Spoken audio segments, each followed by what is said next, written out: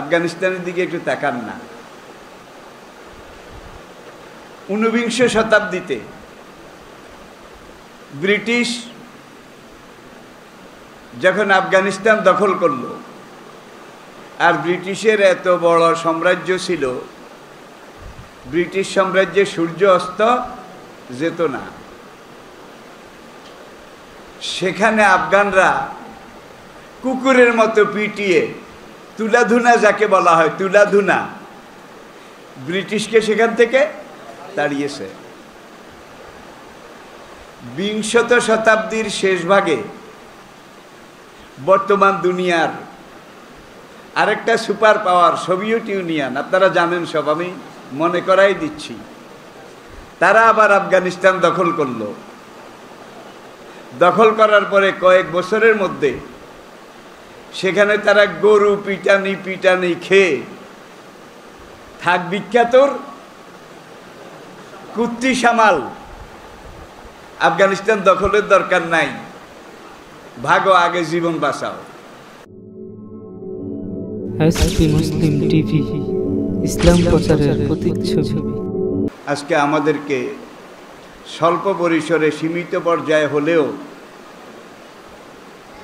এখানে এই মসজিদে এলাকাবাসী ভাই বোনদের সাহসী উদ্যোগে আয়োজিত দোয়ার মাহফিল, এখানে উপস্থিত হতে পেরেছি।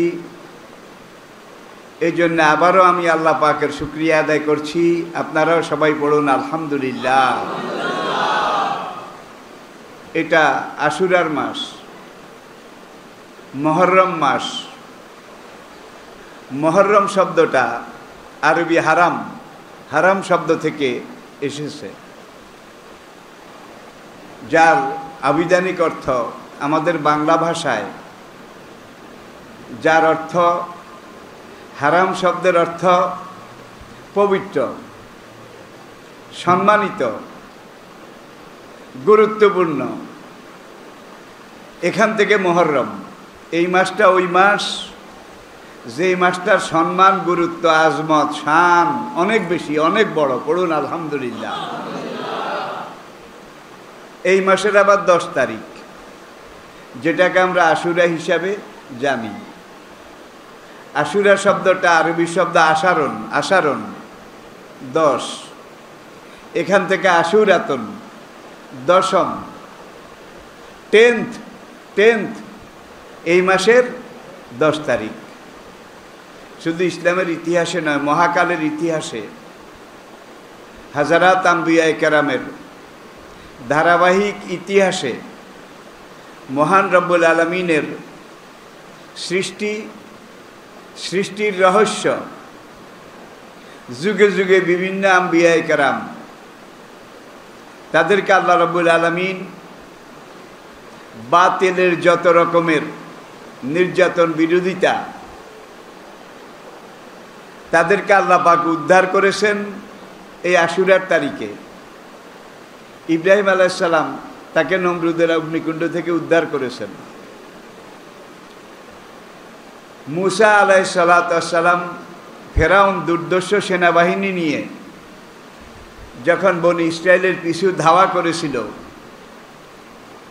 ফাগাশিয়াহুম মিনাল ইয়াম্মে মা গাশিয়াহুম, আল্লাহ মুসা আলাইহিস সালামকে নিরাপত্তার সাথে মানে সম্মানে দরিয়া পার করে অপর পাড়ে নিয়ে গেলেন। ফেরাউন তার লোকজনদের সেখানে ভরাডুবি হলো। এটা আমরা জানি। হযরত আইয়ুব আলাইহিস সালাম, দুনিয়ার ইতিহাসে যাকে বলা হয় ধৈর্যের পাহাড়, ধৈর্যের পাহাড়, 18 বছর যাবত যে কঠিন পীড়া, যে কঠিন বিমার, এটা থেকে আল্লাহ রক্ষা করেছেন, শেফা দান করেছেন ইয়ামে আশুরা, এই পবিত্র দিনে। মহান রব্বুল আলামিন এই জগৎ সৃষ্টির প্রথম শুরু করেছিলেন এই ইয়ামে আশুরা, এই দিনে। কোরআনে পাকে আছে ফি সেত্তাতে আইয়াম, 6 দিনে। এখন যে আল্লাহ কোন বললে হয়ে যায়, ইন্নামা আমরুহু ইজা আরাদা শাইয়ান আইয়াকুলা লাহু কুন ফায়াকুন। তার এত সম্মান, এত শক্তি, এত আজমত, তিনি কুন বললে সব কিছু হয়ে যায়। তাহলে আল্লাহ এই দুনিয়া সৃষ্টিতে 6 দিন কেন লাগালেন? কুন বললেই তো হয়। 6 দিন লাগিয়ে আমাদেরকে শিখিয়েছেন আর তাজিল মিনাশ শয়তান, যেই কোনো কাজে তাড়াহুড়া করা এটা শয়তানের কাজ। ও তাআন্নি মিনার রহমান, আর আস্তে ধীরে পর্যায়ক্রমে ধীরে সুস্থে করা এটা রহমানের বৈশিষ্ট্য। কোরআনে 6 দিন উল্লেখ করা হয়েছে, ফি সিত্তাতি আইয়াম। এই 6 দিন সেই জগতের, মহাজগতের, মহাকালের 6 দিন, যেখানের একটা দিন আজকের পৃথিবীতে আমাদের দিন মাসের হিসাবে 1000 বছর। তাহলে 6 দিনে 6000 বছর। এই সময়টাতে আল্লাহ এই দুনিয়া, এই পৃথিবী, এটাকে সৃষ্টি করেছেন। ঈসা আলাইহিস সালামকে যখন তিনি বর্তমান তাবরিয়া উপসাগরের পাড়ে একটা পাথরের চটানের উপরে দাঁড়িয়ে বনি ইসরাইলদেরকে দ্বীনের দাওয়াত দিচ্ছিলেন। ওয়াইজ ক্বালা ঈসা ইবনে মারইয়াম লিল হাওয়ারিয়ুনা মান আনসারি ইলাল্লাহ। হে বনি ইসরাইল সম্প্রদায়, তোমাদের মধ্যে কে কে আসো আল্লাহর দ্বীন রক্ষার কাজে, আল্লাহর দ্বীন প্রতিষ্ঠার কাজে আমাকে সহযোগিতা করার মতো তোমরা কে কে রাজি আসো? কাল আল হাওয়ারিয়ুনা, ঈসা আলাইহিস সালামের অনুগামী, অনুসারী, তারা সবাই বললেন নাহানু আনসারুল্লাহ, আমরা আল্লাহর দ্বীনের কাজে আপনাকে সহযোগিতা করতে রাজি আছি। এই ঘোষণা দেওয়ার পরে তারা 2 দল হয়ে গেল। এক দল বলল আমরা রাজি আছি, আরেক দল বলল আমরা রাজি। ফাআমানাত তায়ফাতুম মিন বনি ইসরাঈলা ওয়া কাফারাত তায়ফা। একদল আল্লাহর নবীর এই দাওয়াতে সাড়া দিয়ে দিন কায়েমের পথে অটল অনড় অবিচল ছিলেন। ওয়া কাফারাত তায়ফা, আরেক দল বললেন আমরা দ্বীনের হেফাজতের কাজে, একামতে দ্বীনের কাজে আমরা নাই। ফাআইয়াদনাল্লাযীনা আমানু আলা আদুবিহিম, তখন আমি আল্লাহ রাব্বুল আলামিন যারা দ্বীনপন্থী, ঈমানপন্থী, ইসলামপন্থী, আল্লাহ এবং আল্লাহর নবীর পন্থী, তাদেরকে আমি সাহায্য করলাম। ফাসবাহু জাহিরিন, তখন তারা বিজয় লাভে সক্ষম হয়েছিলেন। তাহলে বিজয় লাভ করার জন্য কার সাহায্য দরকার? বেশি কথা তো বলতে পারি না, মুখে কি আছে? কাউর বুঝেননি? কাউর আফগানিস্তানের দিকে একটু তাকান না। 19বিংশ শতাব্দীতে ব্রিটিশ যখন আফগানিস্তান দখল করলো, আর ব্রিটিশের এত বড় সাম্রাজ্য ছিল, ব্রিটিশ সাম্রাজ্যে সূর্য অস্ত যেত না। সেখানে আফগানরা কুকুরের মতো পিটিয়ে, তুলাধুনা যাকে বলা হয়, তুলাধুনা, ব্রিটিশকে সেখান থেকে তাড়িয়েছে। 20 শতাব্দীর শেষ ভাগে বর্তমান দুনিয়ার আরেকটা সুপার পাওয়ার সোভিয়েত ইউনিয়ন, আপনারা জানেন সব, আমি মনে করাই দিচ্ছি, তারা আবার আফগানিস্তান দখল করলো। দখল করার পরে কয়েক বছরের মধ্যে সেখানে তারা গরু পিটানি খেয়ে থাক বিখ্যাতর কুত্তি সামাল, আফগানিস্তান দখলের দরকার নাই, ভাগো আগে জীবন বাঁচাও। তারা চলে যাওয়ার পরে আবার তৃতীয়বার, শেষবার, পৃথিবীর আরেকটা সুপার পাওয়ার আমেরিকা, যারা মঙ্গল গ্রহ নিয়ে গবেষণা করে, আপনারা জানেন, মহাকাশ নিয়ে গবেষণা করে, তারা আফগানিস্তান দখল করলো। 19 বছর কয়েক মাস আফগানরা আমেরিকার মোকাবিলা করলো। সব আফগান না, কিন্তু তাদের মধ্যে যারা ইসলামপন্থী, দিনপন্থী, তাদের মধ্যে যারা দাঈল আল্লাহ, যাদের দায়িত্ব সাইল একামতে দিন, তারা মোকাবিলা করলো। একটু চিন্তা করেন, আমেরিকার কাছে এই যুগে, এই সময়ে দুনিয়ার সবচেয়ে বড় সামরিক শক্তি, তথ্য প্রযুক্তি, ঠিক কি না? আর ওই বেচারাও কাছে কিছু নাই। নিজেরা তারের লগে তার জোড়া দিয়ে কোন রকম ক্ষেপণাস্ত্র একটা বানায়। এইটা বানিয়ে যখন আমেরিকান জঙ্গি বিমানের উপরে ছোড়ার সময় বলে নাসরুম মিনাল্লাহি ওয়া ফাতহুন কারীম, মা রামাইতা ইজ রামাইতা ওয়ালাকিন্নাল্লাহ, আল্লাহু আকবার। মেরে দিয়েছে। মহাকাশে আমেরিকার সর্বশেষ লেটেস্ট মডেল জঙ্গি বিমান আগুনে পুড়ে ছাই হয়ে জমিনে পড়ে গেছে। আমেরিকা দেখলো এদেরকে তো এইভাবে পারা যাবে না। যেই ক্ষেপণাস্ত্রগুলো তারা নিজেরা তৈরি করে, কান্দে করে নেয়, এগুলা কান্দে করে পাহাড়ের গুহায় আবার পলায়, আবার কান্দে নিয়ে বের হয়, কয়েক কেজি ওজন, মাত্র কয়েক কেজি।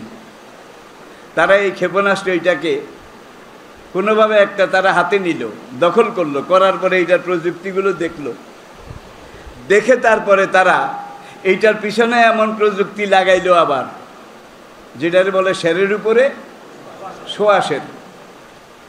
এখন এই মুসলিম মুজাহিদেরা যখন এগুলা মারে, কাজ হয় না, এগুলাকে স্টপ করে দিয়েছে। তখন তারা এক একটা ক্ষেপণাস্ত্রের পিছনে মাত্র 10 টাকা খরচ করেছে। 10 টাকা খরচ করে তার এইটা পাল্টাই লাগছে। তার এইটা পাল্টানোর পরে আরেকটা তার ঢুকাইয়া জয়েন্ট লাগাইয়া দিছে। আল্লাহু আকবার। এটা তো কল্পনাও করা যায় না। বর্তমান দুনিয়ার সুপার পাওয়ার, তারা শেষ পর্যন্ত কুকুরের মতো পাতদাড়ি গুটিয়ে আফগানিস্তান থেকে চলে গেছে। তাইলে আফগান জাতি 3টা বিশ্ব শক্তির মোকাবিলা করেছে, ব্রিটিশ, সোভিয়েত ইউনিয়ন, আমেরিকা। আজকে তাদের কারো ঘুম নাই, কারো ঘুম নাই। তারা একটু ঘুম গেলে, যেটারে বলে কাউয়া ঘুম, তাও স্বপ্ন দেখে যে বোধহয় আসতেছে, মুজাহিদেরা বোধহয় আবার আসতেছে। ঢাকাইয়ারা বলে আহে আহে আহে। আবার দেখুন, বর্তমান পৃথিবীতে যেখানেই যারা ইসলামের কথা বলে, ইসলামের পথে চলে, ইসলাম কায়েমের কথা বলে, তাদেরকে সারা দুনিয়া একটা উপাধি দিয়েছে, এরা জঙ্গি, এরা চরমপন্থী। ইসলামের কথা যারা বলে তারা চরমপন্থী। এই কথাটা পৃথিবীতে আসে না? নাই। আল কুফরু মিল্লাতু, কাফেররা তো বলেই। কাফেরদের সাথে আবার মুসলমান নামধারী একদল মুনাফিক, তারাও কাফেরদের সুরে সুর মিলিয়ে বলে যারা ইসলাম কায়েমের কথা বলে তারা জঙ্গি, তারা চরমপন্থী, তারা এটা, তারা সেটা। এই ধরনের কথা মার্কেটে আসে নাকি নাই? আচ্ছা, আসেন। মক্কাতে দ্বীনের দাওয়াত শুরু হলো। সাহাবায়ে কেরাম 1জন 2জন করে দ্বীন কবুল করলেন। দ্বীন কবুল করে ঘরে গিয়ে প্রথম গর্ভধারিণী মা তাকে দাওয়াত দিলেন। কারো মা দাওয়াত গ্রহণ করলেন, কারো মা দাওয়াত প্রত্যাখ্যান করলেন। আরও ছেলের উপরে নির্যাতন, নিষ্পেষণ এটা শুরু করলেন। বাবাকে দাওয়াত দিলেন, ভাইকে দাওয়াত দিলেন। আশপাশের মহল্লার, মরুদ্যানের, যার সাথে তার ইসলাম গ্রহণ করার আগে পূর্বে একটা সম্পর্ক ভালো ছিল, বন্ধুত্ব ছিল, রাত বিরাতে তার ঘরে গিয়ে তাকে ইসলামের দাওয়াত দিলেন। ঠিক কিনা বলেন? কতভাবে বিরোধিতা হয়েছে। এত বিরোধিতা করেও মক্কায় বোধহয় ইসলামকে ঠেকিয়ে রাখা গেছে। কি ইসলামের অগ্রগতি বোধহয় রোধ করা গেছে? কোনো যুগে যায়নি, এই যুগেও যাবে না ইনশাআল্লাহ। প্রিয় ভাইয়েরা, আবু বকর রাদিয়াল্লাহু তাআলা আনহুকে সঙ্গে নিয়ে নবীজি একদিন বের হলেন। দিনের মাঝামাঝি সময়ে দারুল আরকাম থেকে দুই বন্ধু নবীজি এবং আবু বকর বের হলেন, পূর্ব দিকে গেলেন। জাবালে নূর হেরা গুহা এটা অতিক্রম করে সামনে গিয়ে দেখেন যে 10-12 বছরের একটা কিশোর, সে বিশাল একটা বকরির পাল এটা পাহাড়ের কিনারে কিনারে সরায়। মক্কার এক কুরাইশ নেতার গোলাম, কেনা গোলাম।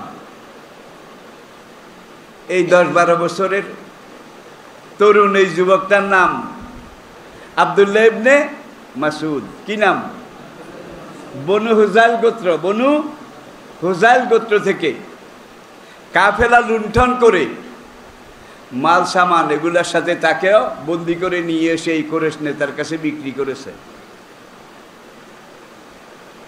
এখন সে প্রত্যেক দিন সকালবেলা বকরির খোয়ার এটা খুলে বকরিগুলা নিয়ে পাহাড়ের ডালে ডালে কিনারে কিনারে চড়ায়। সন্ধ্যার আগে আবার মালিকের বকরি তার খোয়ারে পৌঁছাই দিয়ে দরজাটা বন্ধ করে মালিকের চাবি দিয়ে সে তার জায়গায় গিয়ে রাতে অবস্থান করে। আজকেও এই কিশোর ইবনে মাসউদ বকরি চড়াচ্ছেন। দুইজন মানুষ হাঁটতে হাঁটতে আসলেন। দুজন মধ্যম বয়সী। আস্তে আস্তে আস্তে আস্তে যুবকের সামনে এসে দাঁড়ালেন দুইজন। যুবক বলে, এত সুন্দর মানুষ, এত সুন্দর চেহারা আমি আমার জীবনে কোনোদিন দেখিনি। মানুষ কি এত সুন্দর হয়? এখন দুইজনের একজন, যার বয়স একটু বেশি, প্রথম জনের চাইতে একটু বেশি, তিনি এসে যুবককে বললেন, যুবক, আজকে 3 দিন আমরা বাড়ি ঘরে যাইতে পারি না। যেখানে দেখে সেখানেই আমাদেরকে মারে, যেখানে দেখে সেখানেই আমাদেরকে আক্রমণ করে। আমরা কিছু খাইনি।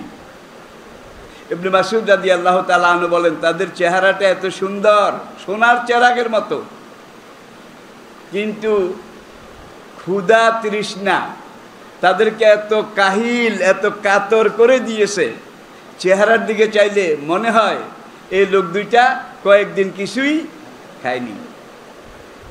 এখন এই দুইজনের একজন, যার বয়স প্রথম জনের চাইতে সামান্য বেশি, তিনি যুবকের কাছে গিয়ে বললেন, আমরা দুইজন, হে যুবক, হে তরুণ, তোমার এই বিশাল বকরির পালের মধ্যে দুধওয়ালা কোনো বকরি আছে কিনা? যদি থাকে তাহলে আমাদেরকে যদি একটু দুধ এই বকরির পালান থেকে তুমি দোহাই দিলেও পারো, আর বললে আমরা দোহাই বের করে খাবো। যুবক বলে, আপনাদের দিকে তাকিয়ে আমার খুব দরদ লাগে, কিন্তু বকরিগুলো আমার নয়, আরেকজনের বকরি আমি চড়াই। সুতরাং মালিকের অনুমতি ব্যতিরেকে, মালিকের পারমিশন ছাড়া তার দুধাল কোনো সাগি, কোনো বকরির দুধ আপনাদেরকে আমি দিতে পারবো না। দেখছেন নৈতিকতা, নৈতিকতা। এইবার দুইজন সঙ্গীর একজন আবার ওই সঙ্গীকে শিখাই দেন নবীজি, যে যুবককে বলো, এমন বাচ্চা বকরি আছে কিনা যেটার সাথে এখনো কোনো পাঠা ছাগলের দেখা হয়নি, মানে বাচ্চা টাচ্চা দেয়নি আর কি, অনেক দূর, অনেক দেরি। এমন কোনো বকরি আছে কিনা? কয় বহুত আছে। কয় তাহলে যেই বকরি এখনো পাঠা ছাগলের দেখা পায়নি, গর্ভবতী হয়নি, বাচ্চাও প্রসব করেনি, যার পালনের দুধ নাই, দুধের নাম নিশানাও নাই, এমন একটা বকরি যদি তুমি আমাদের সামনে আনো, আর সেই বকরি থেকে যদি আমরা কিছু দুধ দোহাই খেতে পারি, তাহলে তো আর তোমার কোনো অসুবিধা নাই। যুবক বলল, হ্যাঁ, এরকম বহুত আছে, এবং এইটার জন্য মালিকের কাছে আমার জবাবদিহি করা লাগবে না। নাই দুধালা বকরির দুধ খাইছে, নাই দুধালা বকরি। এখন সে বাচ্চা বকরি একটা এনে দিল। দেওয়ার পরে আবু বকর রাদিয়াল্লাহু তাআলা আনহু বকরিটা নবীজি পাশে একটা পাথরের উপরে বসা, নবীজির সামনে এনে ধরলেন। ওই যুবক আবার একটা বাটি, বড় পেয়ালা, পেয়ালাটাও ছিল পাথরের তৈরি, পাথরে খোদাই করা, অনেক বড়। যুবক আবার বাটিটা এনে দিল যে এইটা থেকে দোয়াইয়া যদি আপনারা খেতে পারেন তাহলে আপনারা খান, এটার জন্য মালিকের কাছে আমি অপরাধী হব না। এখন নবীজি দুধ দোয়াইলেন। হায় রে আল্লাহ, এমনভাবে দুধের জোয়ার পুরা বাটি ভরে গেছে, এত দুধ এসেছে। ওই বাচ্চা ছাগলের পালান ওলান, এটা আগে যেমন ছিল এখনও তেমন। এইবার নবীজি নিজে পান করলেন পেট ভরে, আবু বকরকে দিলেন, তিনি পান করলেন পেট ভরে। ওই যুবককে ডেকে বলে, বাবা তুমিও খাও। যুবক ইবনে মাসুদ তিনিও খাইলেন। খাওয়ার পরে ইবনে মাসুদ বলে, দুধ আগে যে দূর আসিল এখনো দূর, এক বিন্দুও কমে নাই। আল্লাহু আকবার। দুইজন দুধ পান করিডোরে চলে গেছে। ইবনে মাসুদের হৃদয়ের গভীরতম কন্দরে এই ঘটনাটা দেখার পরে, কিরে, যেই বকরি এখনো বাচ্চা দেওয়া, গর্ভবতী হওয়া, দুধ দেওয়া, যেটা এখনো কল্পনাও করা যায় না, এত দুধ কোথার থেকে আসলো? যুবক দৌড় দিয়ে এসে বলে যে আপনাদের দুইজনকে আমি চিনি না, তবে আপনাদের সাথে আমার কিছু কথা আছে, যদি আপনারা একটু সময় দিতেন তাহলে আমি একান্তে সংগোপনে আপনাদের সাথে একটু সাক্ষাৎকার, কিছু কথা মত বিনিময় করতাম। নবী বললেন যে বাচ্চাটাকে বলো আগামীকাল কাবাগরের দক্ষিণ পূব কোণে আব্দুল্লাহ ইবনে আরকামের ঘরে, সে যেন রাত একটু বেশি হলে আসে অন্ধকারে, আসতে যেন কেউ টের না পায়, না দেখে। দেখেন কি কঠিন অবস্থা। যুবক সেখানে আসলেন, নবী আর আবু বকরের সাথে দেখা হলো, তিনি ইসলাম গ্রহণ করলেন। বলেন আলহামদুলিল্লাহ। ইসলাম গ্রহণ করে আন্দারিয়া রাইট আবার ওই মনিবের বাড়ির দরজায়, যেখানে একটা গুহার মতো, সেখানে থাকে রাত সেখানে কাটিয়ে সকালবেলা মনিবের সাথে দেখা করলো। দেখা করে বলল, আপনার বকরির পালের খোয়াড়ের চাবি নেন। চাবি নেব কেন? বকরি চড়াবে না? কেন? আজ থেকে আমি আর বকরি চড়াবো না। আল্লাহু আকবার। আজ থেকে আমি আর বকরি চড়াবো না। মালিক বলে, লেমাজা, হোয়াই নট? তোমার কাজই তো হলো বকরি চড়ানো। বকরি যদি না চড়াও তুমি খাবেটা কি? বলে, না, আমি যে মহাসত্যের সন্ধান পেয়েছি এবং যেই দিন গ্রহণ করেছি, এখন আমি কোনো মানুষের কাছে মোহতাজ নই, আমি কোনো বান্দার মোহতাজ নই, কারো মুখাপেক্ষী নই, আমি সেই একজনের মুখাপেক্ষী, তিনি হলেন লা ইলাহা ইল্লাল্লাহু মুহাম্মাদুর রাসূলুল্লাহ। মুহাম্মদ সাল্লাল্লাহু আলাইহি ওয়াসাল্লাম যেই মালিকের দাওয়াত দেন, আমি এখন থেকে সেই মালিকের মুখাপেক্ষী। কাবাগরের দুয়ারে সূরা আর রহমান নাজিল হয়েছে। আব্দুল্লাহ ইবনে মাসউদ রাদিয়াল্লাহু তাআলা আনহুর স্বর, টোন, ভয়েস, কোরআন তেলাওয়াত এত মধুর ছিল, এত আকর্ষণীয় ছিল। নবীজি মাঝে মাঝে বলতেন, ইয়া বুনাইয়া, বাবা ইবনে মাসউদ, তোমার কোরআন তেলাওয়াত শুনলে আমার দাউদ নবীর কথা স্মরণ হয়। আল্লাহু আকবার। সূরা আর রহমান নাজিল হয়েছে। ইবনে মাসউদ রাদিয়াল্লাহু তাআলা আনহু বলেন, দাইনি ইয়া রাসূলুল্লাহ, ওগো আল্লাহর রাসূল, আমাকে একটু পারমিশন দেন। নবী বললেন, কিসের পারমিশন? কে এত সুন্দর কালামুল মুলুকে মুলুকুল কালাম আর রহমান, এটার ছন্দ লহরী, শব্দের গ্রন্থ না, ভাবের দোতনা, সুরের ব্যঞ্জনা, ফসাহাত এবং বালাগাত। ইবনে মাসউদ পাগল হয়ে গেছে, কয় দাইনি, আমাকে একটু পারমিশন দেন। রাসূল বলেন, কিসের পারমিশন? কয় কাবাগরের মাকাম ইব্রাহিম আর হাজরা আসওয়াদের মাঝখানে দাঁড়িয়ে আল্লাহর এই কালাম, আল্লাহর বান্দাদেরকে আমি একটু শুনে আসি। রাসূল বললেন, মোটে ঘর থেকে বাইরে হইতে পারি না, যেখানে পারে সেখানে ধরে, যেখানে দেখে সেখানে মারে, এই অবস্থায় তুমি গেলে তো কাফেররা তোমার অস্তিত্ব রাখবে না। ইবনে মাসউদকে, ইয়া রাসূলুল্লাহ, হয়েছি যেদিন মরেছি সেদিন, হয়েছি যেদিন মরেছি সেদিন আপনি পারমিশনটা দেন। তিনি গিয়ে কাবার এই হাজরে আসওয়াদ মাকাম ইব্রাহিমের মাঝখানে দাঁড়িয়ে, আর রহমান ও আল্লামাল কোরআন, আরবের লোকেরা তো আরবি বুঝতো, তিনি তেলাওয়াত শুরু করেছেন। আর তার সুরের মধ্যে এমন একটা জাদু, ইন্না মিনাল বায়ানে লা সেহরা। এখন কাফেররা চতুর্দিক থেকে আসে, বালা বালা আন্তা, হ্যাঁ তুমি যেগুলা বলতেছ, তুমি যেগুলা পড়তেছ এগুলা বাস্তব, এগুলা সত্য, এগুলা ঠিক, এত সুন্দর কালাম আমরা এর আগে কোনো দিন শুনিনি। এইভাবে কিছুক্ষণের মধ্যে কাবার পুরা চত্বর এটা ভরে গেছে মানুষে। আবু জেহেল কিন্তু সেখানে নাই। এখন মানুষ শুধু শুনে আর বলে যে আরো তেলাওয়াত করো, আরো তেলাওয়াত করো। কাবার চত্বর এখন আর লোক ধরে না।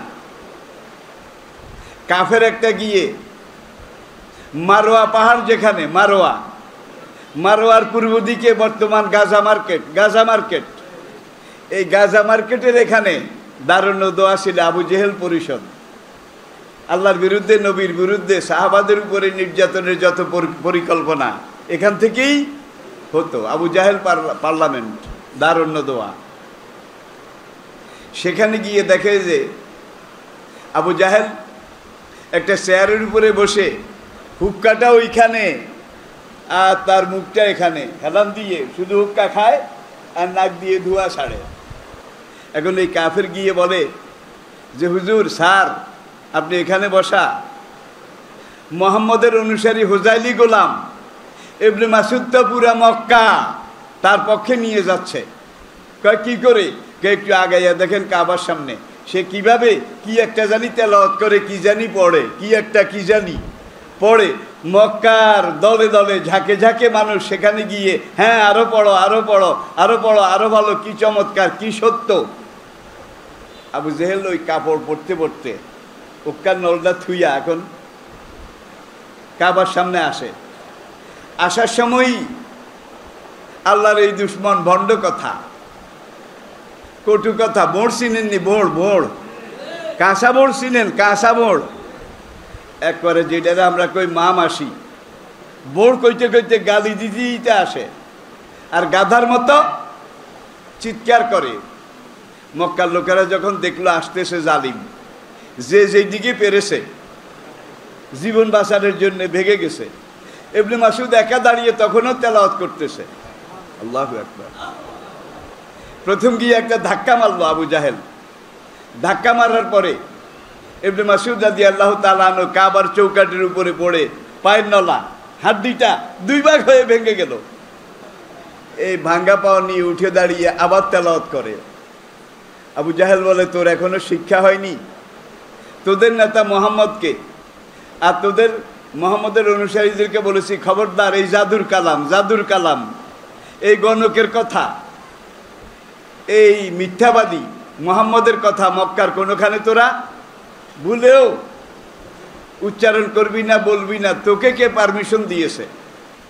আমাদের 360 দেবদেবীর ঘরে এইভাবে তুই নতুন কথা এগুলা পড়ে পড়ে দেবদেবীর ঘরের পবিত্রতা নষ্ট করতেছিস। দেখেন কাবার পবিত্রতা নষ্ট করে। এই যুগে কিন্তু ইবনে মাসুদেরা ইসলামের কথা বললে একদলে কয় ইসলামের পবিত্রতা নষ্ট করে, কয় না বোধ হয়।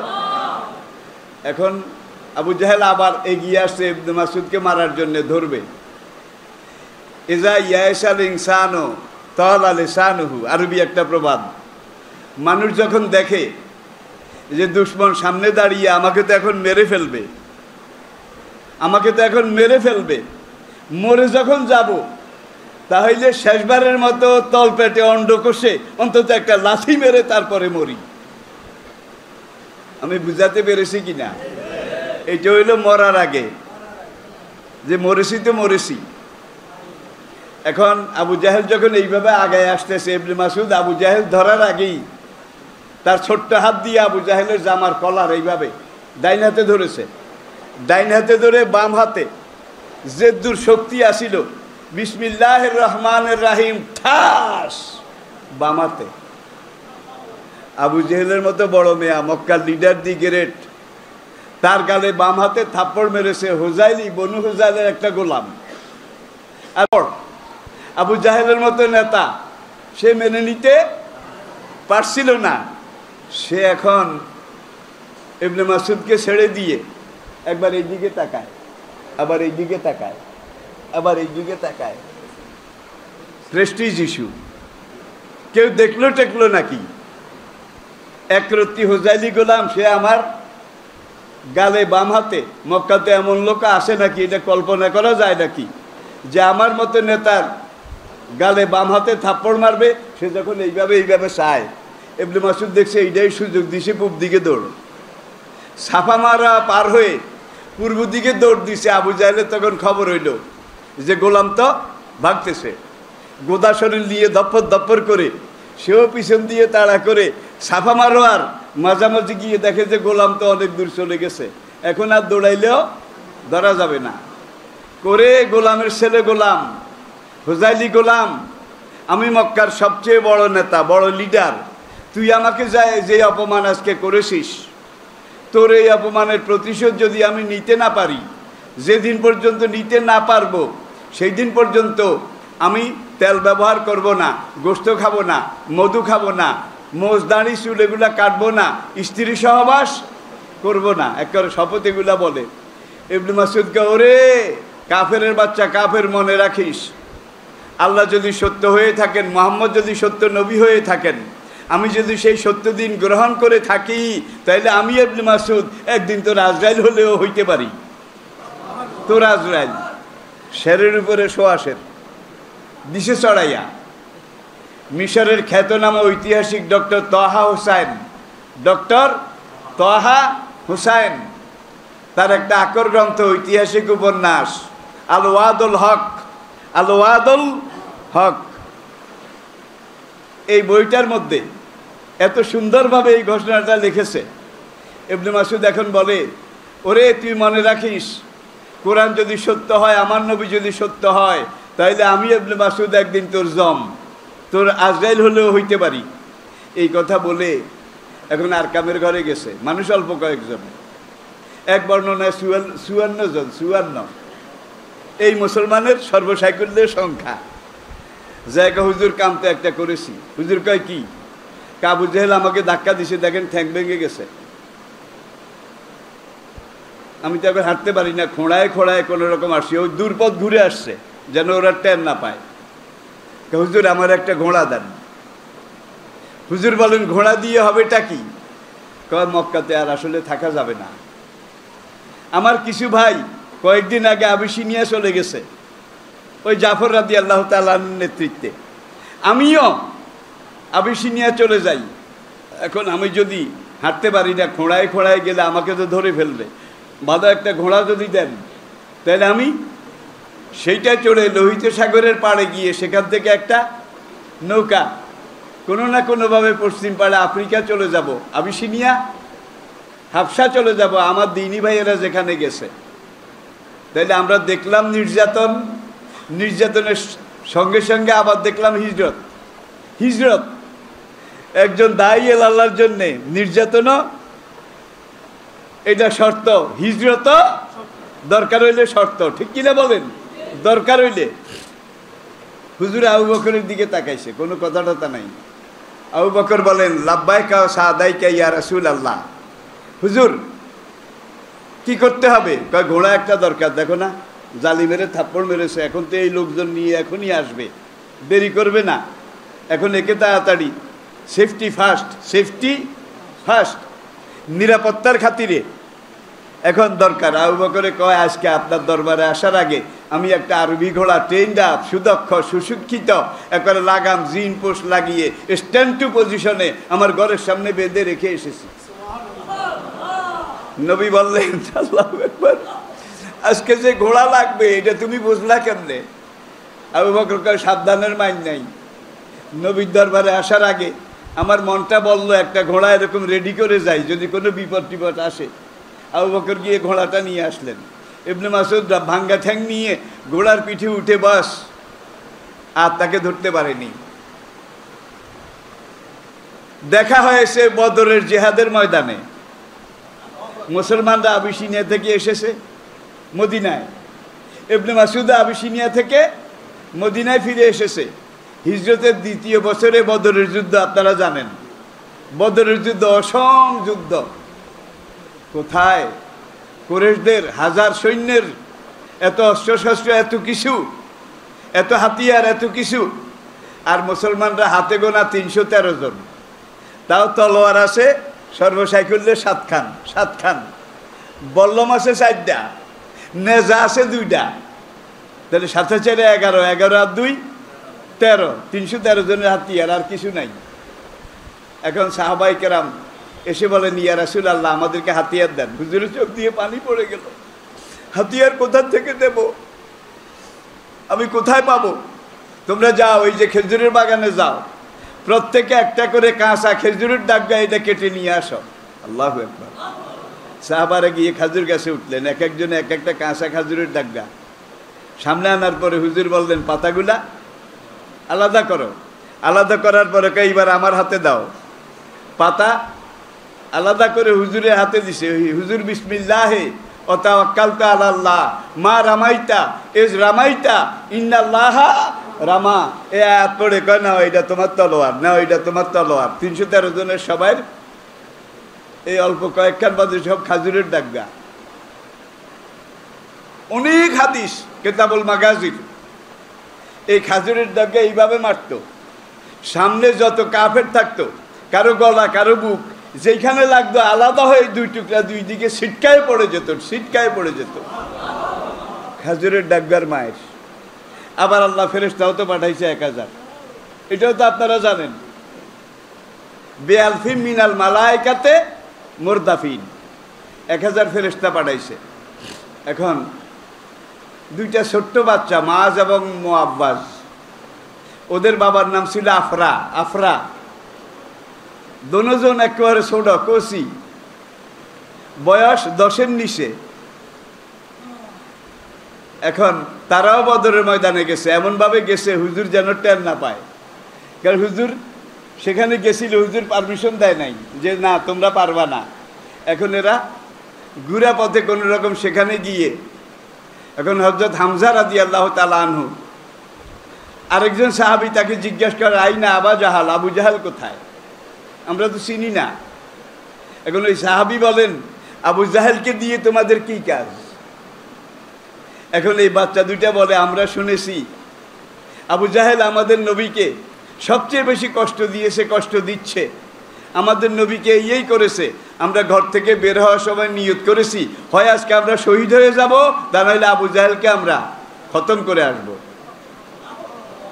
তখন ওই সাহাবী দেখাই দিলেন যে ওই যে উটটার মাথার উপরে রেশমি কাপড়ের শামিয়ানা লটকানো আছে, তার সাথে একটা কাফেরের ঝান্ডা এটা লাগানো আছে, মাথায় বিরাট পাগড়ি আছে, ওইটা আবু জাহেল। এখন আবু জাহেলের খেয়াল হইল, ওমর কোথায়, হামজা কোথায়, আবু উবায়দা কোথায়? সে তার মানের লোকে করে খোঁজে। ওইখান দিয়ে ছাগলের বাচ্চা 2টা ফাঁকে। আবু জাহেল তো এগুলাকে টার্গেট করার কথা না, আন্ডার এস্টিমেট করেছে, একবারে কাছে চলে গেছে। একজন তীর মেরেছে, আরেকজন বর্ষা মেরেছে। মারার পরে হা করে এক চিৎকার দিয়ে সে উটের পিঠ থেকে পড়ে গেছে, পড়ে আহত হয়েছে। যুদ্ধ শেষ হয়ে গেছে। এখন মুসলমান যেই কজন শহীদ হয়েছেন তাদের লাশ আনা হলো, বদরের ময়দানে তাদেরকে দাফন করা হলো। আর কাফের 70 জন, কয়জন? এই 70 জনের মধ্যে আবু জাহেল, উতবা, ওলীদ, রবিয়া, মগিরা, সায়বা, মানে একেবারে 1 নম্বর ক্যাডার, সবগুলো আল্লাহর খাতায় জমা হয়ে গেছে। এখন ইবনে মাসউদ শুধু হাঁটে, আর ওই কাফেরদের লাশ মাথা উঠাইয়া দেখে যে হেই পাগড়ি, হেই বাবড়ি চুল, হেই লম্বা দাঁড়ি।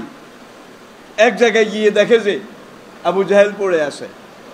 এখন সামনে গিয়ে বলে, মানতা, হু আর ইউ, তোমার কি পরিচয়, হোয়াট ইজ ইউর আইডেন্টিফিকেশন? কথা তো কইতে পারে না, কোথাইয়া কাতাইয়া কোনো রকম কইছে, তুই আমাকে চিনতে পারিস নি, আমি আবু জাহেল। এটা বলার সঙ্গে সঙ্গে ইবনে মাসউদ রাদিয়াল্লাহু তাআলা আনহু তিনি দৌড় দিয়ে আসলেন, এসে আবু জাহেলের বুকের উপরে শটান হয়ে বসে গেলেন, দুই পা দুই দিকে রেখে।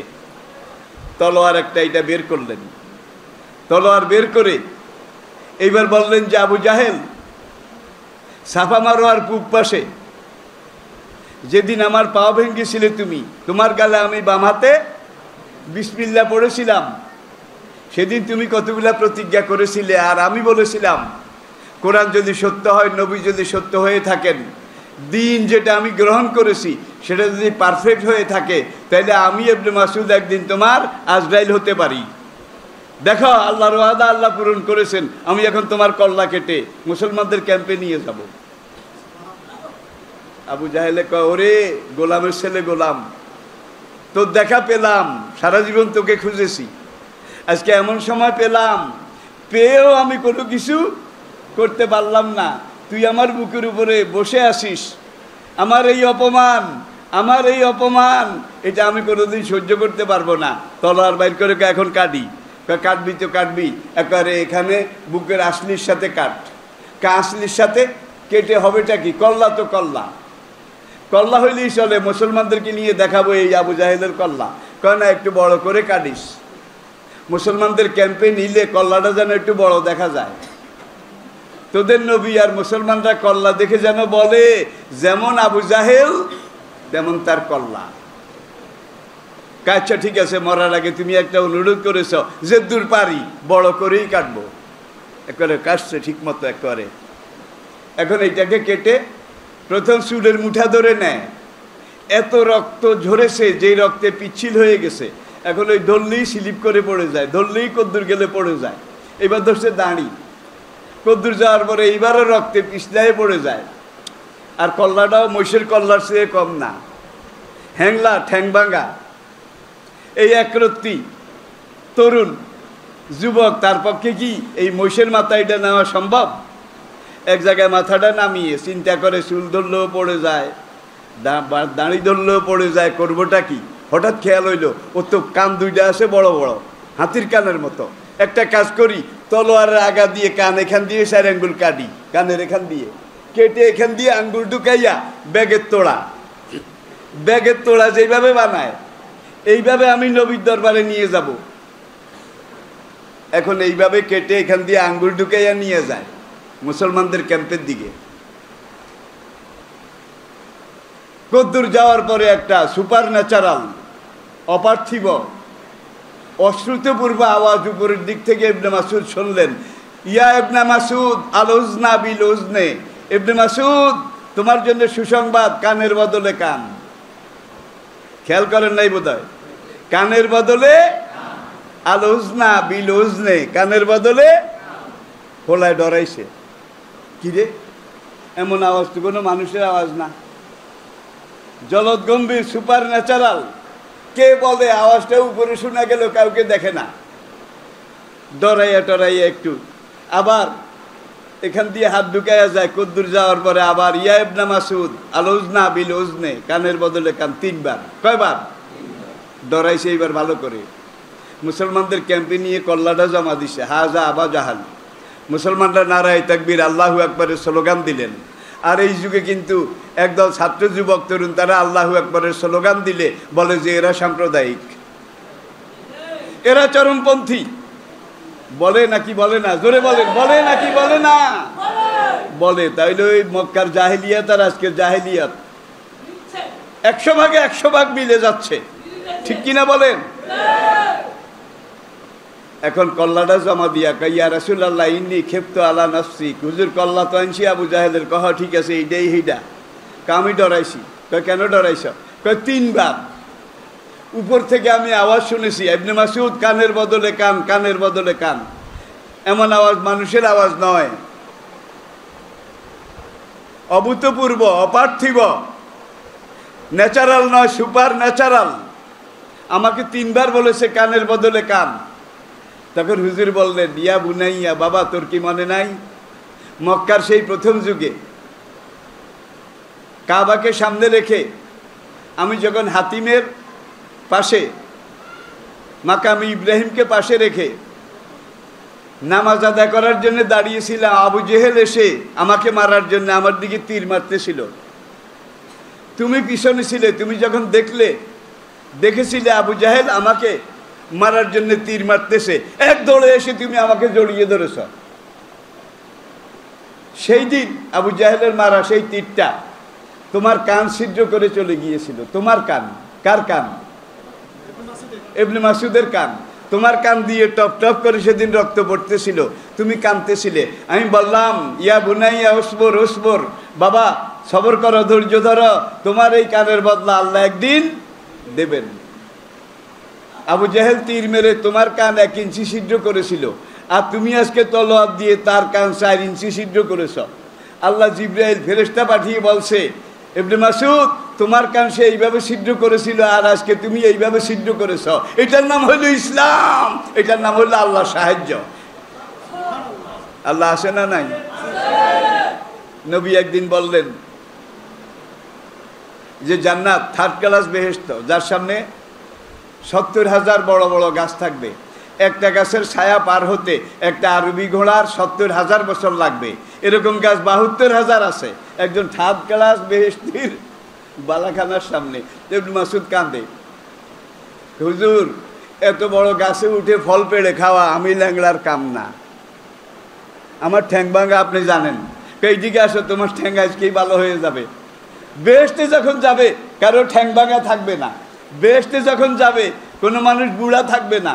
বেহেশতে যখন যাবে কোনো মানুষ কালো থাকবে না, কুৎসিত থাকবে না। আল্লাহ রাব্বুল আলামিন তাদেরকে এমন এক দেহবল্লরী সুষম সৌন্দর্য দান করবেন যেটা কল্পনারও অতীত। রে ভাইয়েরা, আপনাদের কি অসুবিধা হয়? ইমাম হুসাইন রাদিয়াল্লাহু তাআলা আনহু, তার ভাই হাসান বড় ভাই, এই দুইজন কিন্তু নবীর কোলে পিঠে। নবী যখন মসজিদে খুতবা দিতেন এই সময় নবীর গা বাইয়া উঠত। নবী যখন মসজিদে নববীতে ইমামতি করতেন, এক ভাই নবীর কাঁধের উপরে সেজদার মধ্যে, আরেক ভাই পিঠের উপরে। নবী আস্তে আস্তে আস্তে আস্তে যেন পড়ে না যায়, যেন ব্যথা না পায়, এইভাবে নামাজ পড়তেন। এই বাচ্চাদেরকে কোলে করে তিনি খুতবা দিতেন। নবীর এত আদরের। হাসানকে বিষ দিয়ে শহীদ করা হয়েছে, আপনারা জানেন, বড় ইমাম। ছোট ইমাম হুসাইন রাদিয়াল্লাহু তাআলা আনহু, কারবালার এই নাটক, এই ট্র্যাজেডি, দুঃখজনক ঘটনা যখন সামনে এলো, আসার পরে এইভাবে ইমাম হুসাইন রাদিয়াল্লাহু তাআলা আনহু তিনি দেখলেন পরিবার পরিজন আহলে বায়েত সব মিলে 72 জন। কয়জন? 72 জন।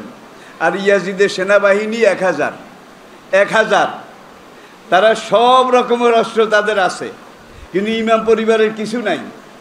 আর এই 72 জনের মধ্যে সামনে দাঁড়িয়ে মোকাবিলা করার মতো 20 থেকে 22 জন, আর সব নারী, শিশু, বুড়া, রুগ্ন, মানে যুদ্ধের কাজে লাগে না আর কি।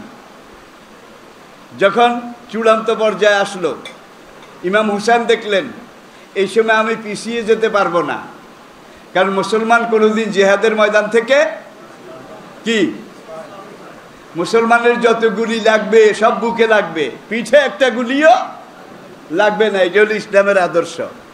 হুসাইন সিদ্ধান্ত নিলেন। কেন সিদ্ধান্ত নিলেন? নানাজির খুন রাঙ্গা, দাঁত ভাঙ্গা, হুসাইনের নানাজির রক্তে রাঙ্গা, মাথার খুলি ভাঙ্গা এই ইসলাম, এটা এজিদের শাসনামলে এসে এখন এজিদের স্বেচ্ছাচারী স্বৈরাচারী রাষ্ট্রে পরিণত হয়েছে। স্টেট ব্যাংক, বৈতুল মাল, এই যে এজিদ আর তার সঙ্গীদের বাবার সম্পত্তি, মুসলমানের কোনো অধিকার নাই। এখন এজিদ যা ইচ্ছা তা করে, তার মন্ত্রী পরিষদ, তার লোকজন নিয়ে টু শব্দ কেউ করতে পারে না। এইভাবে যখন একটা শিখুন্ডি জালেম শাসক হিসাবে এজিদ সিংহাসন আরোহণ করলো, ইমাম হুসাইন রাদিয়াল্লাহু তাআলা আনহু তার সামনে কোরআনে আয়াতটা ভেসে উঠল, ফালা তুতে মান আগফালনা কালবাহু আন যিকরিনা ওয়াত্তাবা হাওয়াহু ওয়া কানা আমরুহু ফুরতা। এমন শাসকের ইতাআত আনুগত্য করা যাবে না যে শাসকের প্রত্যেকটা কাজ ইসলাম বিরোধী, আল্লাহ বিরোধী, রাসূল বিরোধী, ইসলামের আদর্শ ঐতিহ্য বিরোধী। এখন হুসাইন চিন্তা করলেন ইয়াজিদের হাতে তো বায়াত করা যাবে না। আল্লাহর কোরআন বলছে, আবার এই আয়াতের ব্যাখ্যা হিসাবে নবী বলেছেন, লা তাআতা লি মাখলুকিন ফি মাসিয়াতিল খালিক, সৃষ্টিকর্তার নির্দেশ এটাকে অমান্য করে কোনো মাখলুকের ইতাআত আনুগত্য করা যাবে না। আফজালুল জিহাদ কালিমাতু হক ইনদা সুলতানিন জায়ের, জালেম শাসকের সামনে হক কথা বলা উত্তম জিহাদ, উত্তম জিহাদ। ইমাম এজিদকে অনেকভাবে চিঠি লিখে প্রতিনিধির মাধ্যমে জানাইলেন এইভাবে যেই ওমর আমিরুল মুমিনিন মসজিদে নববীতে খুতবা দিতে দাঁড়াইছে, যে ওমরের দোররার নাম শুনলে তখনকার দুইটা সুপার পাওয়ার কায়সার এবং কেসরা, রোম এবং পারস্যের সম্রাটটা থরথর করে কাঁপতো কার দোররার নাম শুনলে? ওমরের দোররার। সেই ওমর খুতবা দিতে দাঁড়াইছে মসজিদে নববীতে, দাঁড়ানোর সঙ্গে সঙ্গে একটা যুবক সেই স্প্রিংয়ের মতো দাঁড়িয়ে গেল, কাফিয়া আমিরুল মুমিনিন, আমিরুল মুমিনিন খুতবা থামান, আপনার বিরুদ্ধে অভিযোগ আছে। আমিরুল মুমিনিন থেমে গেলেন, জুমার খুতবা কিন্তু থেমে গেলেন, কি তোমার অভিযোগ? যুবক বলে, ইয়ামন থেকে যে দিবাজ মূল্যবান চাদর বাইতুল মালে এসেছে, প্রত্যেক মদিনার নাগরিক একটা করে চাদর পেয়েছে, প্রত্যেক নাগরিক একটা করে চাদর পেয়েছে। আমরা যারা ওই চাদর কেটে জামা বানিয়েছি, আমাদের সবার জামা কোমরের পর্যন্ত, নিচের দিকে নামে নাই, প্রত্যেকের জামা এর দূর, মানে কাপড় বুঝে জামা আর কি। কিন্তু আপনার জামা একবারে নেসপে শাক। আপনি মুসলিম বিশ্বের দায়িত্ব পেয়ে আমিরুল মুমিনিন হয়ে কাপড় কয়খান নিছেন আগে জবাব দেন। আপনার জামা এত বড় হইল কি করে ভাই? আর এজিদের সামনে এরকম কথা কইলে তো কল্লা লগে লগে খালাস, ঠিক কিনা বলেন? দাঁড়াবার কোনো উপায় ছিল?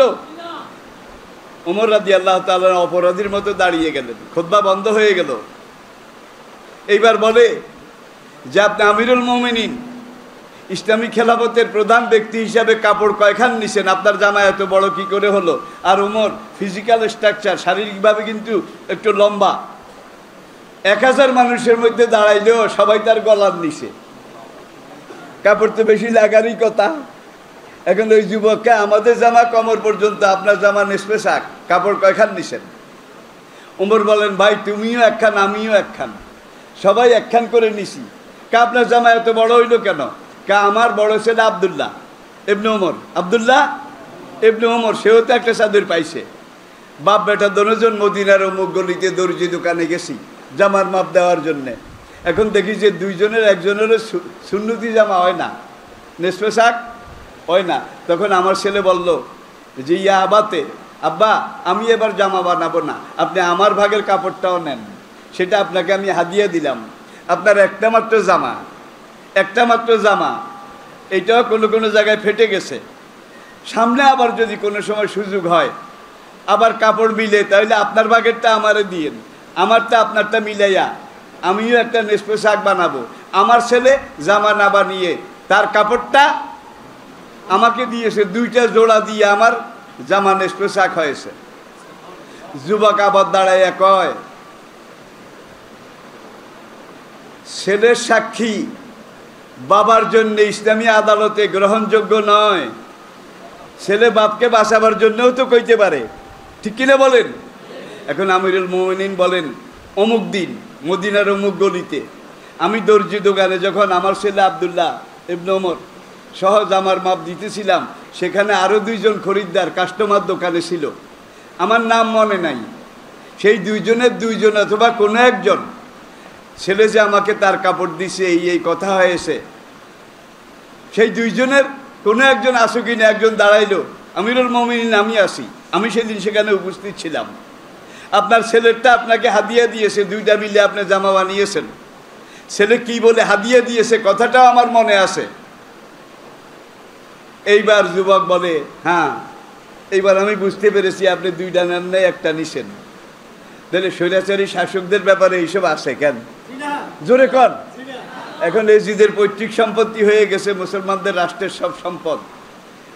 বেপরদিগি, বেহাগি, জেনা, ব্যভিচার, মদ, এগুলা চলছে সাইলাব বন্যার মতো। ইমাম হুসাইন দেখলেন, লা তাআতা লি মাখলুকিন ফি মাসিয়াতিল খালিক, এমন শাসকের আনুগত্য করা যাবে না, এখন তার বিরোধিতা করা ফরজ।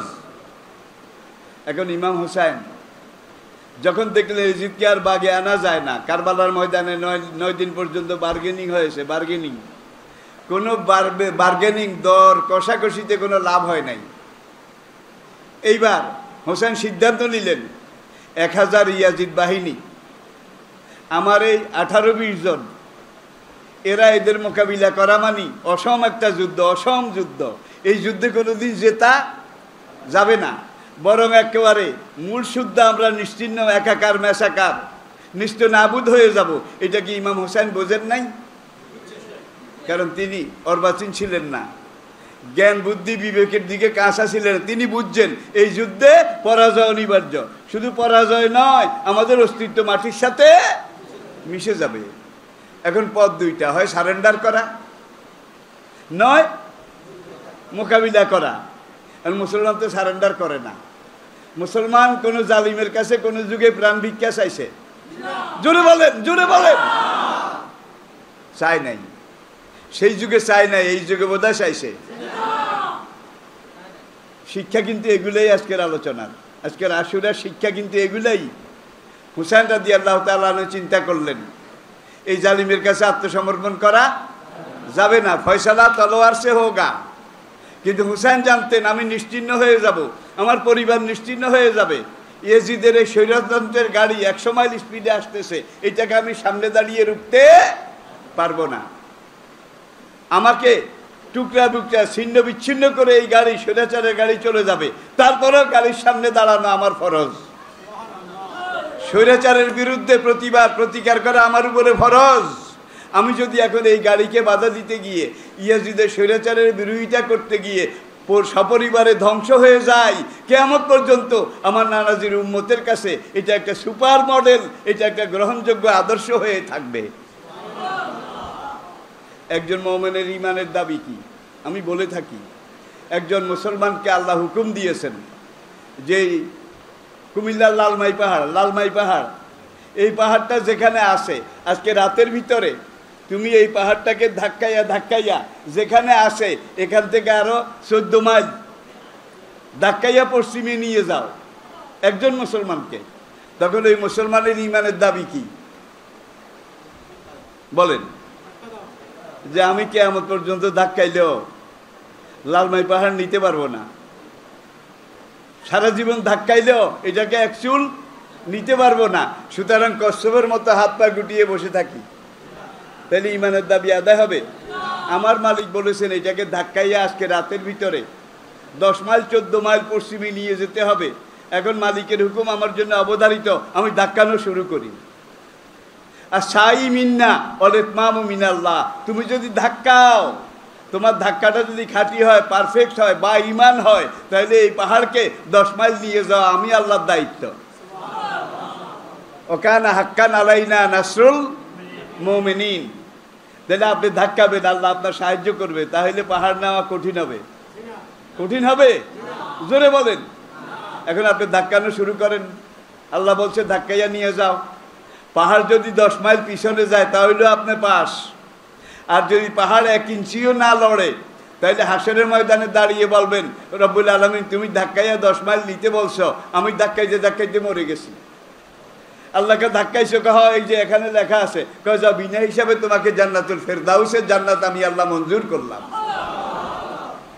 তাহলে আজকে স্বৈরাচারের পাহাড়, পাপের পাহাড়, এই জঞ্জাল, এটাকে ধাক্কানো, এটাকে সরানো আল্লাহর নির্দেশ আছে কিনা? কুনতুম খায়রা উম্মাতিন উখরিজাত লিন-নাস তা'মুরুনা বিল মা'রুফি ওয়া তানহাউনা আনিল মুনকার। তাহলে আমরা কি এখন এই ঈমানের দাবি এটা আদায় করি? এরপরে আসেন যুবক তরুণ ভাইয়েরা, আপনারা আমার টার্গেট। শুধু বাংলাদেশে নয়, পৃথিবীর যেই দেশে আমি যাই, আমি এই কথাটা বলে থাকি, মক্কায় যারা ইসলাম গ্রহণ করেছিলেন সেই সময় 12 আনি যুবক তরুণ, 12 আনি, আর 4 আনি বয়স্ক, হাতে গোনা কয়েকজন, আর সব যুবক। আর যুবকেরা যখন জাগে তখন এইটাকে কেউ বাধা দিয়ে রাখতে পারে না। আলহামদুলিল্লাহ বাংলাদেশে এই ধরনের একদল যুবক বোধহয় নাই, একদল সুদী জ্ঞানী মানুষ বোধহয় নাই। এখন আল্লাহ সাহায্য কি এই যুবকদের জন্য আসবে, নাকি যারা মদ খায়, গাঁজা খায়, সিরিয়াল ধর্ষণ করে তাদের জন্য সাহায্য আসবে? নাকি নাকি এই অল্প কয়েকজনের জন্য আসবে? আমি কি বুঝাতে পেরেছি? বল হে নবী বলে দিন, লা ইস্তাবিয়াল খাবিস, পবিত্র আর অপবিত্র, পাপী আর নিষ্পাপ কোনোদিন এক হইতে ওলা ওয়াজাবাত কা কাস্টাতুল খাবিস। খবিসের সংখ্যা সব যুগে বেশি আছিল। ফেরাউনের যুগে, নমরুদের যুগে, আবু জাহেলের যুগে, আজকের যুগেও খবিসের সংখ্যা কিন্তু পবিত্র নফিসের সংখ্যা কম। কাম্মিন ফিয়াতিন কালিলাতিন গালাবাত ফিয়াতান কাসীরাতাম বিইজনিল্লাহ। আর এই অল্প সংখ্যক সৎপন্থী তারা যখন মোকাবিলায় নেমেছে, সকল যুগে তারাই জয়ী হয়েছে। ঠিক না বেঠিক? আপনাদের বোধহয় অসুবিধা হচ্ছে। আমি শেষ কথা, উপসংহার। মক্কাতে দুইজন ওমর ছিল। মক্কাতে জাহিলি জামানায় দুইজন ওমর ছিল। একজন ছিল ওমর ইবনুল হিশাম, আরেকজন ওমর ইবনুল খাত্তাব। নামটা মনে রাখেন। একজন ওমর ইবনুল হিশাম, এটা আবু জাহেলের আসল নাম। আবু জাহেলের আসল নাম ওমর, বাপের নাম হিশাম। আরেক ওমর ইসলামের ওমর, যার নাম ওমর, বাপের নাম খাত্তাব। আমরা দুজনকে চিনি, ঠিক কিনা বলেন? আহা, দারুল কামে মুসলমানদের রক্তে রঞ্জিত, কেউ বাইরেতে পারে না। বেলালকে গলার রশি দিয়ে মক্কার অলিতে গলিতে টেনে টেনে বুকের চামড়া গেছে, পিঠের চামড়া গেছে। এরপরে এক জায়গায় থেমে জ্বলন্ত আগুনের উপরে শোয়ায়ে বুকের উপরে মন ওজনের পাথর চাপা দিয়ে রেখেছে। নিচে আগুন, উপরে পাথর, তারপরে আবার মুখে মায়ের কোনো কথা যেন বলতে। এই মায়ের মধ্যে একটু যখন ফাঁক পায় তখন বেলাল বলে, আহাদুন আহাদুন, আমার আল্লাহ এক একক, আমার আল্লাহ চিন্ময়, অব্যয়, অরূপ, অতুল, কালজয়ী, চিরন্তন, আমার আল্লাহর কোনো শরিক নাই, আমার আল্লাহ লা শারিক। বেলাল যখন এইভাবে আল্লাহকে ডেকেছিলেন, আল্লাহ বোধহয় সাড়া দেয় নাই। জোরে কম। অর্ধেক পৃথিবীতে ইসলাম কায়েম হয়ে গেছে ওমরের আমলে। রোম পারস্য, কায়সার, কেসরা ইসলামের পায়ের নিচে চলে এসেছে। মুসলমানের সংখ্যা অগণিত, অসংখ্য। সম্পদের কোনো শেষ নাই, কুল কিনারা নাই। জাকাতের টাকা নিয়ে মানুষ রাস্তায় রাস্তায় হাঁটে। জাকাত খাওয়ার মতো গরিব একজনও ইসলামী খেলাফতের দেশে পাওয়া যায় না। একবার ওমরের আমলে রাদিয়াল্লাহু তাআলা আনহু মসজিদে নববীতে কিছু হাদিয়া আসলো, তাবাররুক, দিবাজ, এক ধরনের মূল্যবান রুমাল কাপড়। ওমর রাদিয়াল্লাহু তাআলা আনহু জুমার সলাতের পরে তাবাররুক বিতরণ করার মতো উপস্থিত সব সাহাবীকে একটা একটা করে চাদর দিলেন যে হাদিয়া, প্রত্যেকে একটা করে নাও। কেউ মাথায় পাগড়ি বেঁধেছে ওইটা দিয়ে, কেউ এইভাবে গলায় জড়িয়েছে, কেউ গায়ে দিয়ে, আবার এটার ঘ্রাণ শোকে এত ভালো। বেলালরে একটা দিছে, কেতাবুল মাগাজি। ওলামায়ে কেরামের দৃষ্টি আকর্ষণ করছি, হাদিসটা দেখে নেবেন। এখন বেলাল রাদিয়াল্লাহু তাআলা চাদরটা পাইছে, পাইয়া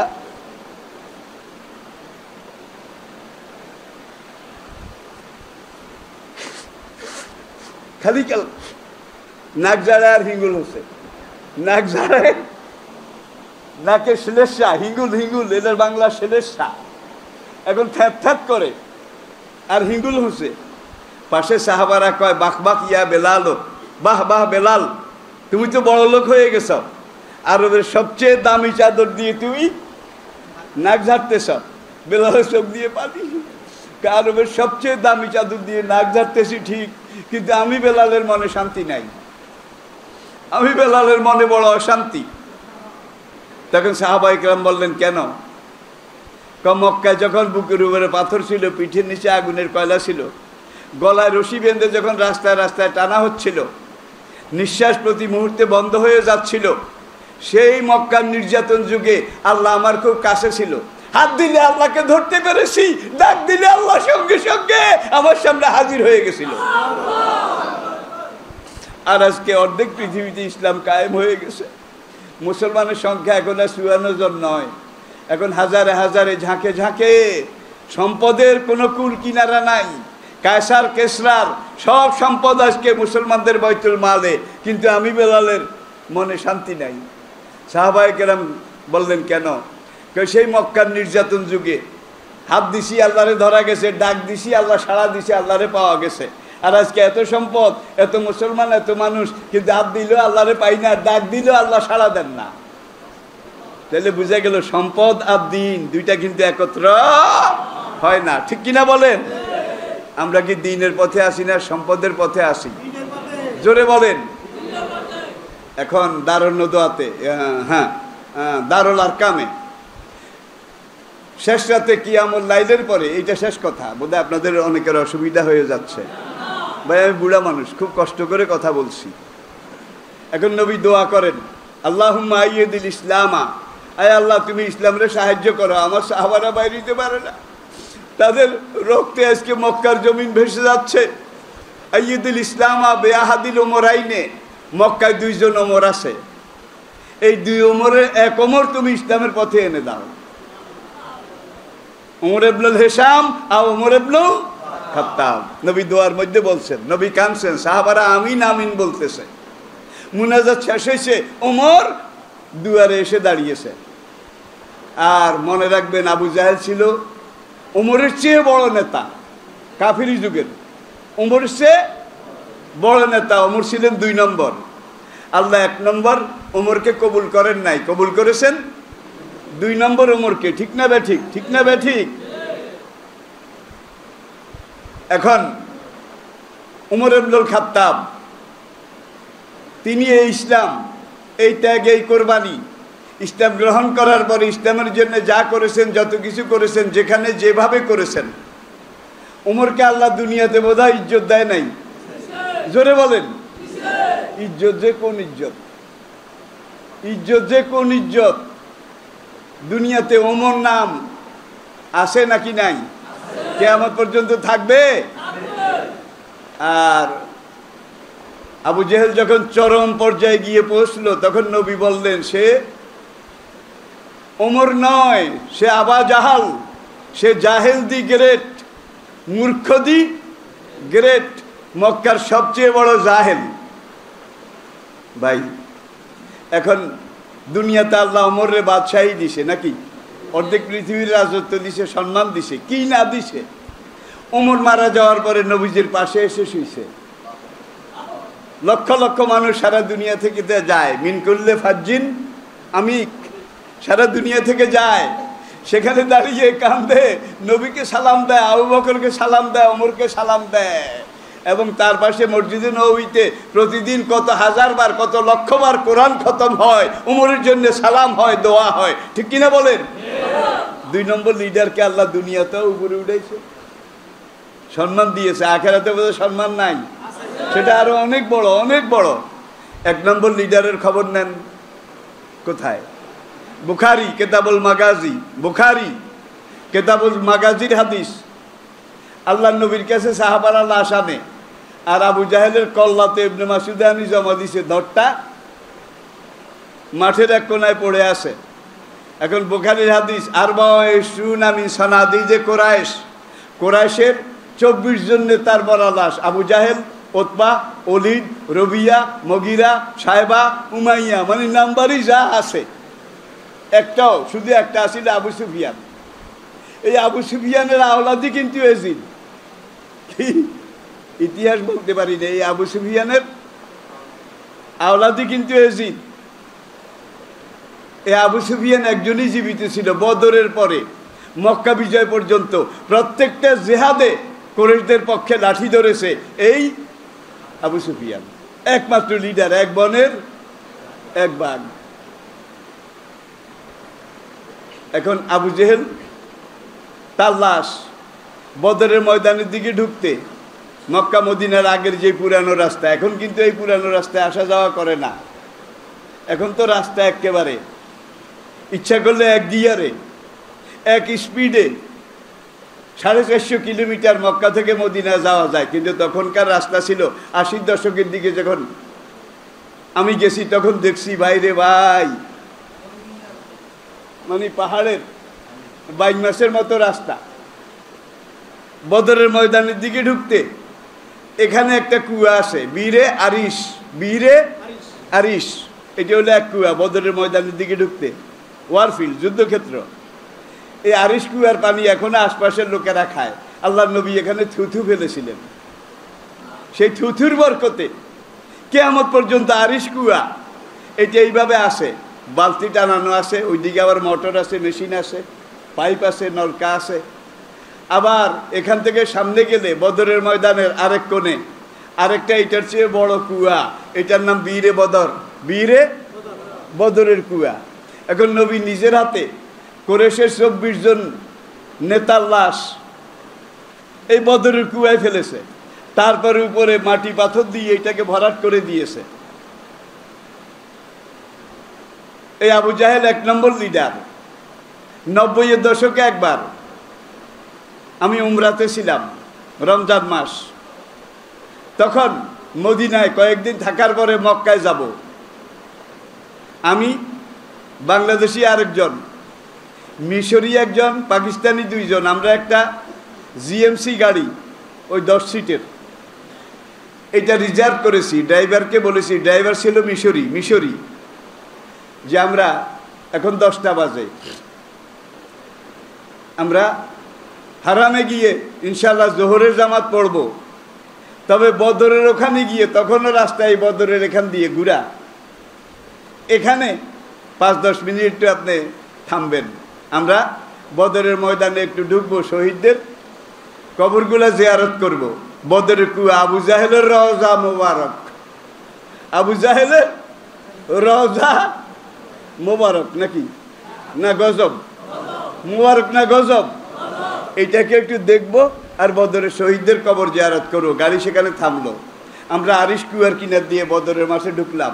ভাই, বদরের যুদ্ধক্ষেত্র আর উহুদের যুদ্ধক্ষেত্র, এই দুইটা ওয়ারফিল্ড যুদ্ধক্ষেত্র যদি আপনি ভালো করে একটু ঘুরে দেখেন, আশপাশ এগুলাকে দেখেন, তাইলে আপনাকে স্বীকার করে নিতে হবে আল্লাহর নবী কত বড় রণবিশারদ যুদ্ধ কৌশলী ছিলেন।